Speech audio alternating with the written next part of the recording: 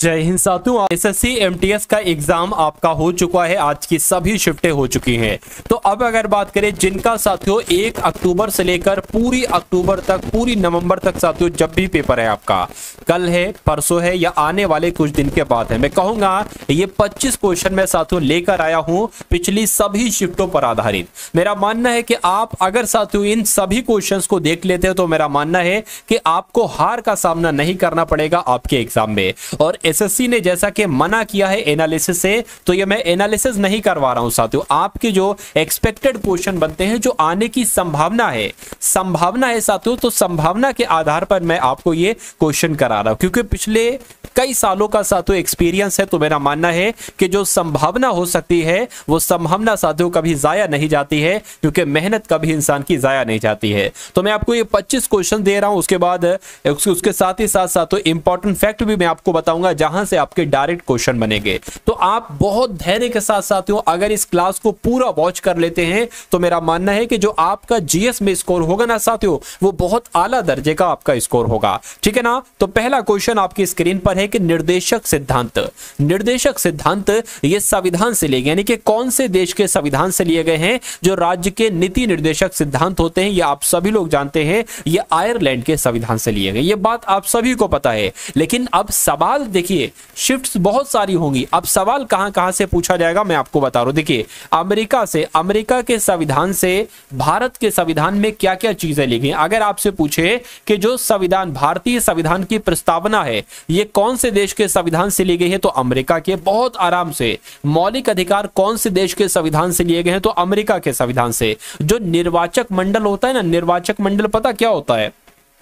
जैसे कि राष्ट्रपति हैं, उपराष्ट्रपति हैं, इनके लिए हम और आप वोटिंग थोड़ी ना करते हैं। इनके लिए जो वोटिंग करता है वो निर्वाचक मंडल होता है। उसमें लोकसभा के सदस्य होते हैं, राज्यसभा के सदस्य होते हैं, विधानसभा के सदस्य होते हैं, तो उसको कहा जाता है निर्वाचक मंडल। तो ये निर्वाचक मंडल की भी धारणा अमेरिका से ली गई है। और अगर बात करते हैं सरकार का जो संघीय ढांचा है, ये भी अवधारणा अमेरिका से ली गई है। अभी इसमें इंपॉर्टेंट क्या है वो भी मैं आपको बताऊंगा। पहले मैं आपको सब चीजें बता देता हूं। न्यायिक समीक्षा ये भी अमेरिका से लिया गया है, और न्यायपालिका की स्वतंत्रता जो है ना, ये भी अमेरिका से। और जो सशस्त्र बलों के सर्वोच्च कमांडर के रूप में राष्ट्रपति, ये भी साथियों अमेरिका के संविधान से लिया गया। एक तो आपके लिए ये बहुत इंपॉर्टेंट मौलिक अधिकार वाला, प्रस्तावना वाला बहुत इंपॉर्टेंट है। उसके अलावा न्यायिक समीक्षा भी कई बार पूछा जा चुका है, और सशस्त्र बलों के सर्वोच्च कमांडर के रूप में राष्ट्रपति, ये भी अमेरिका से लिया गया। ये भी बहुत इंपॉर्टेंट है। ब्रिटेन की अगर बात करते साथियों, सरकार का संसदीय रूप, ये ब्रिटेन से लिया गया है। एकल नागरिकता मोस्ट इंपॉर्टेंट है। स्पीकर और इसकी भूमिका, चुनावों में पहली बार पोस्ट सिस्टम को पार करते हैं, ये भी साथियों ब्रिटेन देश से लिया गया है। एक ये बहुत इंपॉर्टेंट है। जापान से साथियों कानून द्वारा स्थापित प्रक्रिया ली गई है, ये भी आप लोगों को याद रखना है। उसके बाद अगर बात करते हैं साथियों, नेक्स्ट नंबर का सवाल है कि भारत के निम्नलिखित में से किस राज्य में ड्री उत्सव मनाया जाता है। तो ड्री उत्सव कहां पर मनाया जाता है, आप सभी लोगों को मालूम होना चाहिए। अरुणाचल प्रदेश में मनाया जाता है। अगर आपसे पूछ ले कि योसांग उत्सव कहां पर मनाया जाता है, तो मणिपुर में। बिहू उत्सव कहां पर मनाया जाता है, तो असम में। हॉर्नबिल फेस्टिवल कहां पर मनाया जाता है, तो नागालैंड में। उसके बाद देखिए अगला सवाल है, देखिए आपका एग्जाम साथियों जाने नहीं दूंगा। यानी कि अगर आपने एसएससी एमटीएस का आप एग्जाम दे रहे हो और आपने इस क्लास में एंट्री कर दी है, तो मेरा मानना है कि जीत के मैं आपको साथियों भेजूंगा। क्या जीत आपकी पक्की हो जाएगी, निश्चित हो जाएगी। ये सारे क्वेश्चन साथियों आप लोग देख लीजिए। देखिए आपसे पूछा जा सकता है गोची उत्सव मुख्य रूप से भारत के निम्नलिखित में से किस राज्य में मनाया जाता है। यानी कि अगर पूछे गोची उत्सव कहां पर मनाया जाता है, तो आपको हिमाचल प्रदेश बताने, क्योंकि गोची उत्सव साथियों हिमाचल प्रदेश में मनाया जाता है। लेकिन अब अगर आपसे पूछ लिया जाए मेवाड़ महोत्सव कहां पर मनाया जाता है, तो राजस्थान में। पुष्कर ऊंट मेला कहां पर मनाया जाता है, तो राजस्थान में। और जयपुर हाथी महोत्सव कहां मनाया जाता है, तो राजस्थान में। और बीकानेर ऊंट महोत्सव कहां मनाया जाता है, तो राजस्थान में। ये तो आपको पता ही ना, जयपुर है, बीकानेर है, पुष्कर है, मेवाड़ है, ये सब कहां है, ये सब राजस्थान में। तो ऐसे ट्रिक से भी आप लोग याद कर सकते हो। उसके बाद असम की अगर बात करें तो बिहू त्योहार कहां मनाया जाता है, असम में। रोंगाली बिहू त्योहार भी असम में, और बोहांग बिहू त्योहार भी साथियों असम में ही मनाया जाता है। तो इतनी जानकारी आप लोग ध्यान रखेंगे। उसके बाद अगर बात करते हैं कि भारत का वित्त आयोग अपने अपनी रिपोर्ट किसको सौंपता है? तो भारत के वित्त अगर आयोग की बात करें तो ये अपनी रिपोर्ट साथियों राष्ट्रपति को सौंपते हैं। सही जवाब आपका सी के साथ जाएगा। नेक्स्ट नंबर का सवाल है कि सितारा देवी किससे संबंधित है? ऐसे एमटीएस में सवाल बहुत आपसे आते हैं, तो मैं कहूंगा ये कथक की नर्तक हैं, ठीक है ना, कथक की नर्तिका हैं, तो सितारा देवी कथक नृत्य से संबंधित हैं। उसके बाद अगर बात करें करंट अफेयर का सवाल है, देखिए केंद्रीय बजट 2024-25 में किस योजना को सबसे अधिक आवंटन प्राप्त हुआ? बहुत इंपॉर्टेंट क्वेश्चन है। मनरेगा, आप लोग ध्यान रखेंगे कि केंद्रीय बजट 2024-25 में मनरेगा को सबसे अधिक आवंटन प्राप्त हुआ है। उसके बाद देखिए भारतीय संविधान का अनुच्छेद जो 76 है ना साथियों, ये किसके बारे में बताता है? तो आप लोग ध्यान रखेंगे जो भारत के महान्यायवादी का जिक्र है ये कौन से अनुच्छेद में? ये अनुच्छेद 76 में। पहला पॉइंट आपको ध्यान रखना है।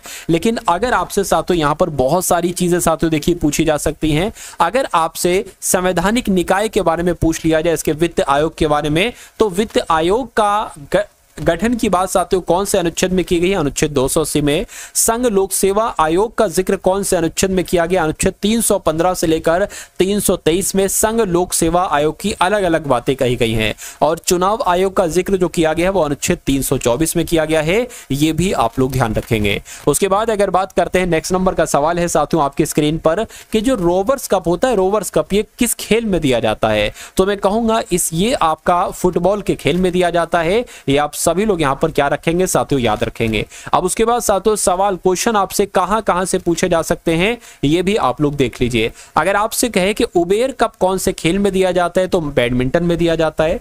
यूनेक्स की अगर बात करें, यूनेक्स कप किस खेल में दिया जाता है? तो बैडमिंटन के खेल में दिया जाता है।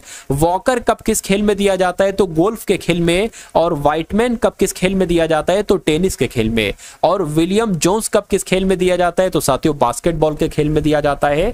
देखिए सवाल आपसे यही से बनेगा क्योंकि एमटीएस के जो शिफ्ट हुई है साथियों, अभी जितने भी शिफ्ट हुई हैं उनमें देखा गया है कि एमटीएस आखिर चाहता क्या है, यानी कि वो क्या चाहता है कि भाई बच्चे को इस टॉपिक के बारे में पूरी जानकारी होना चाहिए और वही उन्हीं टॉपिक से वो सबसे ज्यादा क्वेश्चन पूछ रहा है, ठीक है ना। तो उन सभी टॉपिक को साथियों आज की इस वीडियो के माध्यम से हम लोग कंप्लीट करेंगे। तो मेरा मानना है कि अगर ये 25 गोल्डन क्वेश्चन आप देख लेते हैं तो आपका वो हर एक टॉपिक तैयार हो जाएगा जो एसएससी चाहता है कि बच्चे का ये टॉपिक तैयार होना चाहिए। अब देखिए ये पूछा, देखिए भारत को आत्मनिर्भर और स्वयं उत्पादक अर्थव्यवस्था बनाने के लिए किस पंचवर्षीय योजना का प्रस्ताव था? तो किस पंचवर्षीय योजना का प्रस्ताव था? मैं कहूंगा साथियों देखिए पहले हम इसको देख लेते हैं, इस क्वेश्चन को ना देखकर साथियों पहले हम किसको देख लेते हैं? ये जो आपके सामने मैं पूरा बवाल लेकर आया हूं ना साथियों, इसको आप लोग एक बार जरा देख लेंगे। उसके बाद साथियों इसका आंसर फिर आप खुद बता देंगे। देखिए यहां पर अगर बात करें साथियों पहली पंचवर्षीय योजना की बात करें तो इसका कार्यकाल था 1951 से लेकर 1956 तक।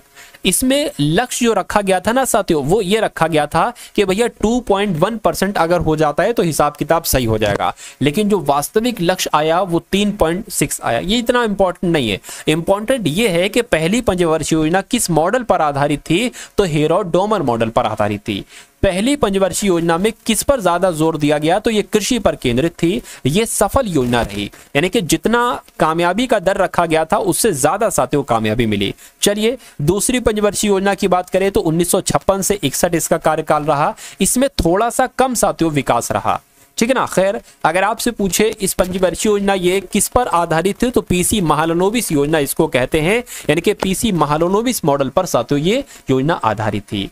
तेजी से औद्योगिकरण, भारी और बुनियादी उद्योगों पर इसमें जोर दिया गया, यानी कि इस पर कृषि पर जोर दिया गया और इस पर उद्योगों पर जोर दिया गया। समाज का समाजवादी पैटर्न दिया गया। तीसरी की अगर बात करें साथियों, तीसरी पंचवर्षीय योजना का कार्यकाल 1961 से 1966 तक था। इसमें साथियों बहुत एक तरीके से गिरावट आई, जो लक्ष्य था उससे बहुत कम लक्ष्य रहा।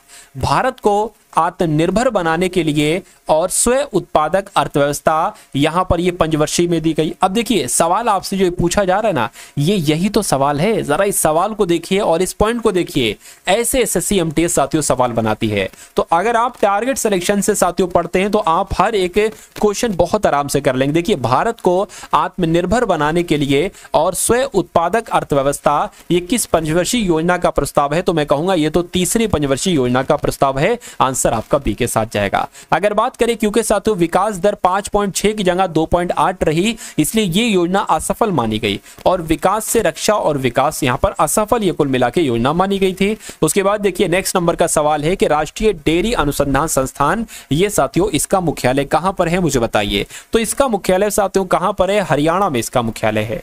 इसका मुख्यालय कहां पर है? हरियाणा में इसका मुख्यालय, और हरियाणा के करनाल में इसका मुख्यालय है। ये आप लोग यहां पर ध्यान रखेंगे, ठीक है ना। उसके बाद अगर बात करते हैं साथियों राष्ट्रीय डेयरी अनुसंधान संस्थान का मुख्यालय कहां पर है, तो मैंने आपको बताया साथियों हरियाणा के करनाल में है।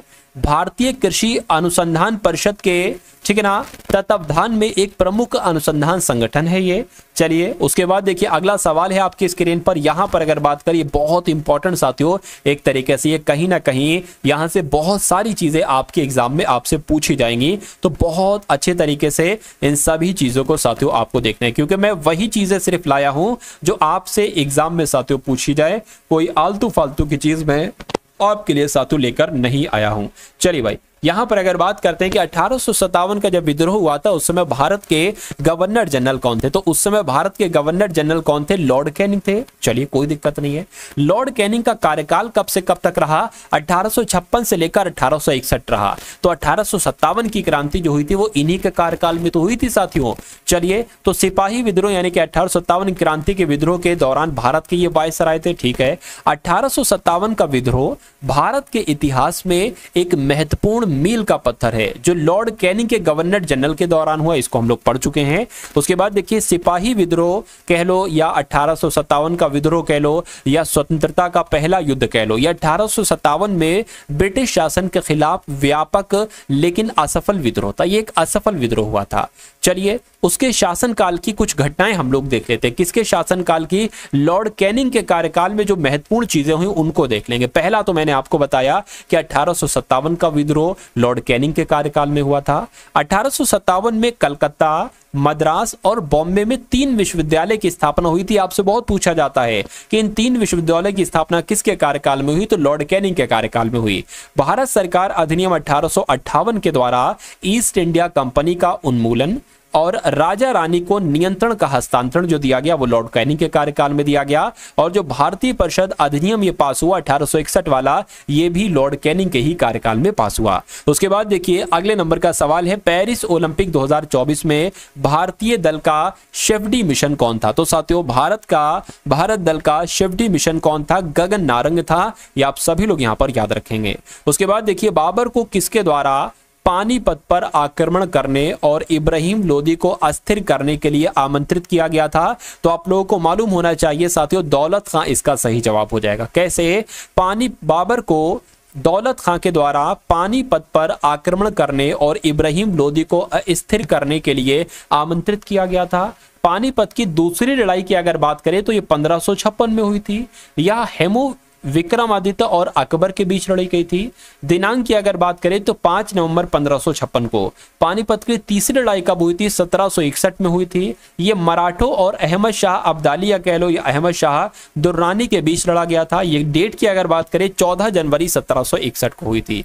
उसके बाद देखिए नेक्स्ट नंबर का सवाल है कि विश्व बाल श्रम निषेध दिवस 2024 की थीम क्या थी मुझे बताइए। तो इसकी थीम थी आइए अपनी प्रतिबद्धताओं पर कार्य करें, बाल श्रम का अंत करें। तो ये इसकी थीम थी। और विश्व बाल श्रम निषेध दिवस कब मनाया जाता है साथियों? तो ये 12 जून को मनाया जाता है। ये भी आपको मालूम होना चाहिए। चलिए भाई बहुत बढ़िया साथियों, अगर आपने अभी तक इस वीडियो को लाइक नहीं किया है तो साथियों वीडियो को लाइक कर दीजिए। देखिए अगर आप वाकई में एमटीएस एग्जाम को क्रैक करना चाहते हो, इसको पास करना चाहते हो, तो चैनल अभी तक आपने सब्सक्राइब कर दिया होना जाना चाहिए, क्योंकि मैं आपको साथियों वो क्वेश्चंस दे रहा हूं जो आपको आपके एग्जाम में साथियों देखने को मिलेंगे। यानी कि 70% चांस है साथियों कि यही डिक्टो क्वेश्चंस आपको देखने को मिले, क्योंकि बहुत एनालिसिस के बाद, बहुत एक्सपीरियंस हासिल करने के बाद साथियों ये आपके यहाँ पर क्वेश्चंस तैयार किए गए हैं और पूरा मुझे भरोसा है कि आपके एग्जाम में क्वेश्चंस यहाँ से बनेंगे। देखिए बाल गंगाधर तिलक ने कब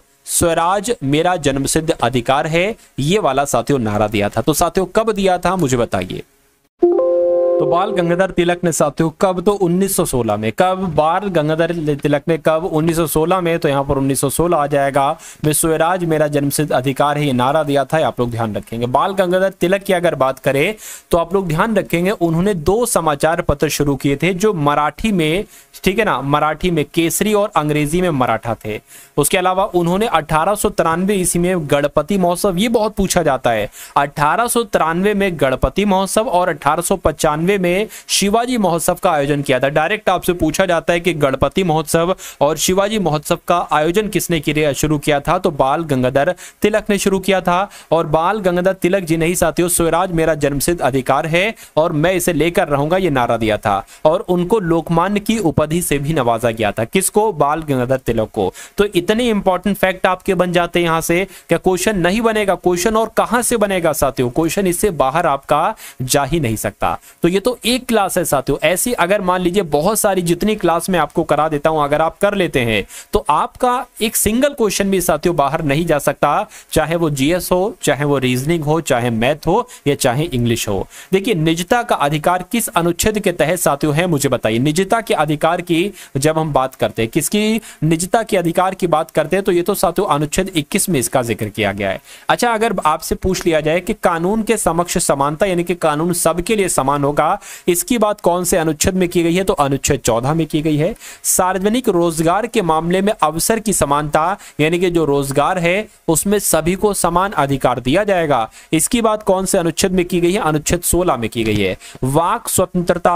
वाक स्वतंत्रता से संबंधित कुछ अधिकारों का संरक्षण, यानी कि बोलने से संबंधित स्वतंत्रता, तो इसका वर्ण अनुच्छेद 19 में किया गया है। और मौलिक कर्तव्य का जिक्र अनुच्छेद 51 के ए में किया गया है। भारत के महान्यायवादी का जिक्र अनुच्छेद 76 में किया गया है। और निधियों सहित मौलिक अधिकारों के प्रवर्तन के लिए उपाय, ये साथियों अनुच्छेद 32 में इसका जिक्र किया गया है। ये आप सभी लोग यहाँ पर याद रखेंगे। चलिए, उसके बाद देखिए अगला सवाल है आपके स्क्रीन पर कि संस्कृत विद्वान पाणिनि, इनके द्वारा अष्ट अध्यायी की रचना की गई। बिल्कुल, तो अष्ट अध्यायी ये किस पर किसकी एक पुस्तक है, तो मैं कहूंगा अष्ट अध्यायी व्याकरण पर एक पुस्तक है। ये व्याकरण की पुस्तक है, आप लोग ध्यान रखेंगे। अगर आपसे पूछा जाए कि महाभारत के लेखक कौन है, तो आपको वेद व्यास बताना है। शुकदेव की अगर बात करें तो ये भागवत पुराणों के मुख्य कथाकार है। कौन? भागवत पुराणों के मुख्य कथाकार हैं, तो शुकदेव हैं। महाकाव्य रामायण की बात करें तो रामायण के लेखक कौन है, तो वाल्मीकि है। देखिए, वेद व्यास और वाल्मीकि, इसमें बहुत आप कंफ्यूज होते हो। महाभारत के लेखक वाल्मीकि कभी कभी कह देते हो और रामायण के कभी कभी, मतलब कुछ को दिक्कत हो जाती है, बहुतों को नहीं होती है, ठीक है ना। तो महाभारत के लेखक वेद व्यास है और रामायण के लेखक वाल्मीकि है। उसके बाद देखिए अगला सवाल है, और यहाँ पर पाणिनि की बात करें साथियों, पाणिनि ने क्या लिखा था? अष्टाध्यायी लिखा था। चलिए, उसके बाद देखिए अगला सवाल है आपके स्क्रीन पर, देखिए और मुझे बताइए कि आपका यहां पर सही जवाब क्या हो सकता है। चलिए, यहां पर अगर साथियों हम लोग बात करते हैं, लिखा हुआ यहां पर है कि निम्नलिखित में से किस अनुच्छेद में सार्वजनिक रोजगार के मामले में अवसर की समानता की गई है। अभी मैंने आपको बताया था अनुच्छेद 16 के बारे में। कहां पर बताया था, ये आप लोग यहां पर देख सकते हैं। अनुच्छेद 16 में सार्वजनिक रोजगार के मामलों में अवसर की समानता। तो ऐसे ही तो बनते हैं साथियों क्वेश्चन, कहां से आएंगे, ऐसे ही बनते क्वेश्चन। चलिए, अब यहां पर रिवीजन हम लोग कर लेते हैं साथियों। अनुच्छेद 13 की अगर बात करें तो कानून मौलिक अधिकारों के साथ असंगत है या उनका अनादर करते हैं, ठीक है ना। उसके अलावा अनुच्छेद 14 की बात करें तो कानून के समक्ष समानता की बात की गई है। अनुच्छेद 15 की अगर बात करें तो धर्म, मूल वंश, जाति या लिंग या जन्म स्थान के आधार पर भेदभाव नहीं किया जा सकता कि भैया ये इस धर्म का है, इसको ऐसा करो, इसको हटाओ, या ये इस जाति का है, इसको हटाओ, इसको जॉब नहीं दी जाएगी, ऐसा नहीं चलेगा। अस्पृश्यता का उन्मूलन, छुआछूत आप नहीं कर सकते, इसका जिक्र अनुच्छेद 17 में किया गया है। उपाधियों का उन्मूलन साथियों, उपाधियों का अंत अनुच्छेद 18 में किया गया है। अनुच्छेद 19 में सभी नागरिकों को 6 अधिकारों की गारंटी दी गई है। और अनुच्छेद 20 में अपराधों के लिए दोष सिद्धि के संबंध में संरक्षण है, ठीक है ना। जीवन और व्यक्तिगत स्वतंत्रता की बात अनुच्छेद 21 में कही गई है। ये भी आप लोगों को याद रखना है भाई, बहुत बढ़िया, वेरी गुड क्लास। उसके बाद देखिए उगादी, ये बहुत आपसे पूछा जाता है कि जो उगादी त्योहार है, क्या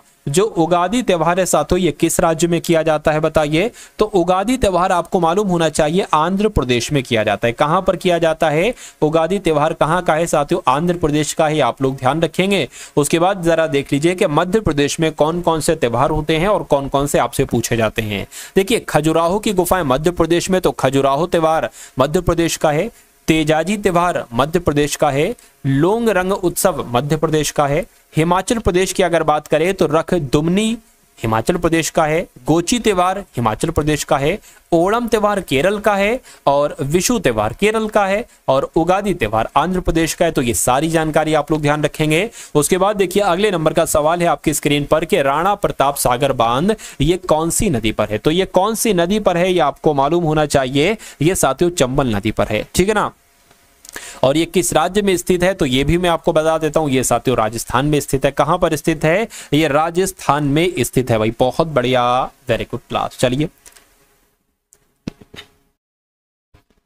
अच्छा, कुछ चीजें मैं आपको यहां पर बता देता हूं जो आपसे जो है ना वो डायरेक्ट आपके एग्जाम में पूछी जाती है। वो चीजें मैं आपको यहां पर बतला देता हूं, एक बार देखिए। अगर आपसे साथियों ये पूछा जाए कि भवानी सागर बांध कहां पर है, क्योंकि पूछा जाता है आपसे पूछा जाएगा साथियों कि भवानी सागर कौन सा, भवानी सागर बांध के बारे में अगर आपसे पूछा जाए तो ये कहां पर है, ये तमिलनाडु में है। कहां पर है साथियों, ये तमिलनाडु में है। लेकिन आपसे ये भी पूछा जा सकता है कि भवानी सागर बांध किस नदी पर है, तो साथियों ये भवानी नदी पर है। कौन सी नदी पर है, ये भवानी नदी पर है। इसमें तो कोई दिक्कत नहीं रहेगी याद करने में। चलिए भाई, उसके बाद अगर यहां पर हम लोग बात कर लेते हैं, क्योंकि आपसे पूछा जा सकता है रिहंद बांध कहां पर है, क्योंकि पूछा जाता है रिहंद बांध कहां पर है साथियों। तो रिहंद बांध कहां पर है, ये यूपी में है।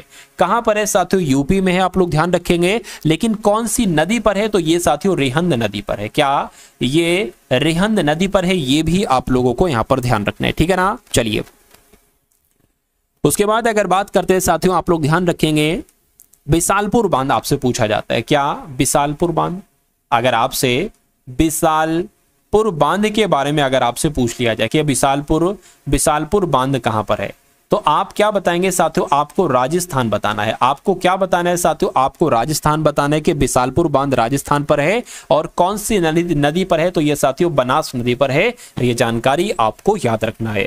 उसके बाद देखिए दूसरी बौद्ध संगति किसके शासनकाल के दौरान की गई थी। देखिए मुझे बताइए सही जवाब क्या होगा। लेकिन उससे पहले हम ये एक इंपॉर्टेंट चीज जो है यहाँ पर जो मैं आपके लिए सब कुछ लिख कर लाया हूं, जहां से आपके सवाल बनते हैं उनको एक बार देख लीजिए। ये सवाल क्या, ऐसे कई सारे सवालों के जवाब आप लोग दे देंगे। पहली बौद्ध संगति की अगर बात करें या पहली बौद्ध परिषद की बात करें, ये कब हुई थी, तो 483 ईसा पूर्व में हुई थी, ठीक है ना। कब हुई थी, ये 483 ईसा पूर्व में हुई थी। पहली बात आप लोग ये ध्यान रखेंगे। उसके अलावा अगर बात करें ये किस जगह पर हुई थी, तो ये साथियों राजगृह में हुई थी। किस राजा के द्वारा की, यानी कि किस राजा के शासन काल में की गई थी, तो अजातशत्रु के शासन काल में की गई थी पहली बौद्ध परिषद। और किसकी अध्यक्षता में की गई थी साथियों, महाकश्यप उपाली की अध्यक्षता में की गई थी, ठीक है। दूसरी बौद्ध संगति की बात करें तो ये 383 ईसा पूर्व में की गई थी। कहां पर की गई थी, वैशाली में की गई थी। किस राजा के शासन काल में की गई थी, तो कालाशोक के शासन काल में की गई थी। किसकी अध्यक्षता में की गई थी, तो सवाकामी की अध्यक्षता में की गई थी, ठीक है। तीसरी बौद्ध संगति की बात करें तो ये 250 ईसा पूर्व में की गई थी। ये किस स्थान पर की गई थी, पाटलिपुत्र में की गई थी। किस राजा के शासन काल में की गई थी, तो अशोक के शासन काल में की गई थी। किसकी अध्यक्षता में की गई थी साथियों, मोगलीपुत्र तिस्स की अध्यक्षता में की गई थी। चौथी की अगर बात करें तो ये 72 ईसा पूर्व में की, 72 ईसा पूर्व नहीं 72 ईस्वी में की गई थी। कहां पर की गई थी, तो साथियों कुंडल वन में की गई थी। किस राजा के शासनकाल में, तो कनिष्क के शासनकाल में। किसकी अध्यक्षता में, तो साथियों वासुमित्र की अध्यक्षता में। इतनी जानकारी आपको होना चाहिए। अब आपसे कहा जा रहा है कि दूसरी बौद्ध संगति यानी कि इस वाली जगह पर आ जाइए। किसके शासनकाल में की गई थी, तो मैं कहूंगा कालाशोक के शासनकाल में की गई थी। तो कालाशोक आपका यहां पर जो होगा वो बिल्कुल करेक्ट आंसर हो जाता है भाई। बहुत बढ़िया, वेरी गुड क्लास। साथियों अभी भी मौका है आपके पास, अगर वीडियो को लाइक नहीं किया है तो ये बड़ी गलती कर रहे हैं, क्योंकि आप अगर वीडियो को लाइक कर देंगे तो साथियों मेरा मोटिवेशन बहुत बढ़ जाएगा और मैं अगली बार इससे भी बढ़िया कंटेंट, यानी कि बिल्कुल वही क्वेश्चन जो एग्जाम में आपसे लगभग पूछे जाए। अब देखिए ओपेक का मुख्यालय आपसे यहां पर पूछा जा रहा है कि आखिर ओपेक का मुख्यालय क्या होता है, मुझे बताइए। ओपेक को हिंदी में क्या कहते हैं? तो पेट्रोलियम निर्यातक देशों का संगठन कहते हैं, ठीक है ना। ये जो है ना, ये तेल निर्यात करने वाले का एक देशों का एक ग्रुप है, मतलब जो तेल निर्यात करते हैं ना उन देशों के समूह को ही कहा जाता है ओपेक। तो पूछा जा रहा है कि इसका मुख्यालय कहां पर है, तो अगर आपसे पूछा जाए इसका मुख्यालय कहां पर है तो वियना में इसका मुख्यालय है। कहां पर? वियना में इसका मुख्यालय। लेकिन अगर आपसे पूछा जाए कि विश्व स्वास्थ्य संगठन का मुख्यालय कहां पर है तो जेनेवा में है। ब्रुसेल्स की अगर बात करते हैं, ब्रुसेल्स यूरोपीय संघ का मुख्यालय है, ठीक है ना। यूरोपीय संघ का मुख्यालय कहां पर है तो ब्रुसेल्स में है। अगर आपसे फीफा का मुख्यालय पूछा जाए तो ज्यूरिख में। इतनी जानकारी आपको होना चाहिए। उसके बाद देखिए अनटचेबल किताब बहुत पूछी जाती है कि अनटचेबल किताब पुस्तक के लेखक कौन है, तो मुल्क राज आनंद इनका नाम है और मुल्क राज आनंद ही साथियों अनटचेबल नामक पुस्तक के लेखक हैं। इतनी जानकारी आपको होना चाहिए। चलिए उसके बाद देखिए अगला सवाल है कि इनमें क्या लिखा हुआ है कि इनमें से कौन सा, यानी कि इनमें से किसको भारत के स्पाइस गार्डन के रूप में जाना जाता है। तो किसको जाना जाता है, यानी कि भारत का स्पाइस गार्डन किसे कहा जाता है? मैं कहूंगा केरल को क्या कहा जाता है? भारत का स्पाइस गार्डन कहा जाता है। ये तो बात हो गई केरल की, लेकिन आपसे नहीं पूछा जा सकता क्या कि सपनों का शहर किसे कहा जाता है? आपसे नहीं पूछा जा सकता क्या कि भारत की वित्तीय राजधानी किसे कहा जाता है? तो आप लोग ध्यान रखेंगे महाराष्ट्र को ही सपनों का शहर कहा जाता है और भारत की वित्तीय राजधानी कही जाती है। अगर आपसे पूछे कि राजाओं की भूमि किसे कहा जाता है तो राजस्थान को राजाओं की भूमि कहा जाता है। चंदन की भूमि किसे कहा जाता है तो कर्नाटक को कहा जाता है। भारत का स्पाइस गार्डन किसे कहा जाता है तो केरल को कहा जाता है, क्योंकि यहां बहुत राजा हुए, यहां चंदन सबसे ज्यादा उत्पादित होती है, ठीक है ना। और सपनों का शहर एक तरीके से जो मुंबई कहाँ है? महाराष्ट्र में ही तो है। तो साथियों मुंबई में इंसानों के सपने पूरे होते हैं ऐसा माना जाता है। चलिए खैर अगले नंबर का सवाल है आपकी स्क्रीन पर, देखिए मुझे बताइए कि क्षारीय धातुओं को आधुनिक आवर्त सारणी में किस समूह में रखा गया है? तो साथियों पहले समूह में रखा गया है, ये भी आप लोगों को यहाँ पर मालूम होना चाहिए। उसके बाद देखिए नरेंद्र मोदी 2024 में विवेकानंद रॉक मेमोरियल में ध्यान किया, ये कहां पर स्थित है? यानी कि नरेंद्र मोदी ने मई 2024 में विवेकानंद रॉक मेमोरियल में ध्यान किया, ये कहां पर स्थित है? तो विवेकानंद रॉक मेमोरियल कहां पर स्थित है साथियों? ये कन्याकुमारी में स्थित है। कहां पर स्थित है? ये कन्याकुमारी में स्थित है। ये आप सभी लोग यहां पर याद रखेंगे। उसके बाद देखिए भारत में राष्ट्रीय डायरिया रोको अभियान 2024 का शुभारंभ किसके द्वारा किया गया था? तो जेपी नड्डा के द्वारा किया गया था। सही जवाब आपका बी के साथ जाएगा। उसके बाद देखिए अगला सवाल है कि बोडो डोगरी संथाली, क्या बोडो डोगरी संथाली और मैथिली संविधान में किस संशोधन में मान्यता प्राप्त भाषाओं की सूची है? तो क्या हो सकता है इस सवाल का जवाब? बोडो डोगरी संथाली और मैथिली संविधान में किस संविधान संशोधन में मान्यता प्राप्त भाषाओं की सूची शामिल है? तो मैं कहूंगा 92वां संविधान संशोधन जो कि 2003 में हुआ था। ये आपका इस सवाल का बिल्कुल सही जवाब हो जाएगा, ठीक है ना। चलिए यानी कि संविधान में जितनी भी मान्यता प्राप्त भाषाएं थी ना उसमें बोडो डोगरी संताली मैथिली ये जुड़ी थी। तो कौन से संविधान संशोधन के तहत इनको जोड़ा गया था? तो 92वें संविधान संशोधन के तहत इनको जोड़ा गया था। ये आपसे साथियों यहाँ पर पूछा जा रहा था। चलिए भाई बहुत बढ़िया, वेरी गुड क्लास।